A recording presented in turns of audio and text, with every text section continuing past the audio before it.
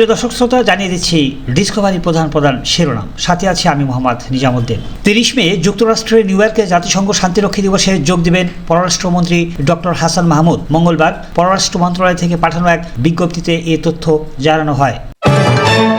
29 মে তৃতীয় দফায় উপজেলা পরিষদ নির্বাচন, 90 উপজেলায় ভোট নিতে প্রস্তুত ইসি।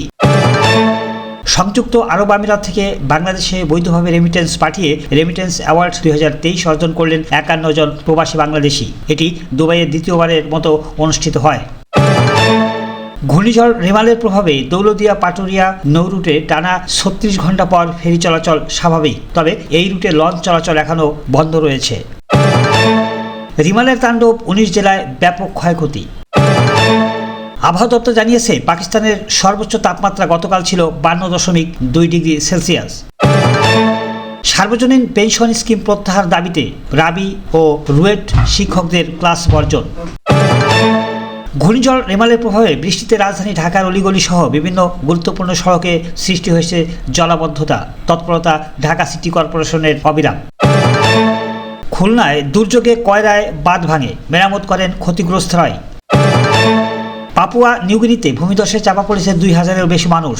দেশটির সরকার জানিয়েছে দুর্গম অঞ্চল এবং ত্রাণ পরিবহনের অসুবিধার কারণে জীবিতদের খুঁজে পাওয়া আশা ক্ষীণ হয়ে পড়েছে। ঢাকাসহ দেশের 20টি জেলার উপর দিয়ে সর্বোচ্চ 80 কিলোমিটার বেগে ঝোড়ো হওয়া বয়ে যেতে পারে। বিজ্ঞপ্তিতে বলা হয়, রাজশাহী, দিনাজপুর, পাবনা, রংপুর, বগুড়া, টাঙ্গাইল, ময়মনসিংহ, যশোর, কুষ্টিয়া, ঢাকা, ফরিদপুর, মাদারীপুর, খুলনা, বরিশাল, পটুয়াখালী, নোয়াখালী, কুমিল্লা, চট্টগ্রাম, কক্সবাজার এবং সিলেট উত্তরাঞ্চলের উপর দিয়ে দক্ষিণ পূর্ব অথবা দক্ষিণ দিক থেকে ঘন্টায় 60 থেকে 80 কিলোমিটার বেগে বৃষ্টি বা বজ্রসহ বৃষ্টি অস্থায়ীভাবে ঝোড়ো হওয়া বয়ে যেতে পারে। এসব এলাকায় নদীবন্দরগুলোকে 2 নম্বর হুঁশিয়ারি সংকেত দেখাতে বলা হয়েছে। ধন্যবাদ সাথে থাকার জন্য।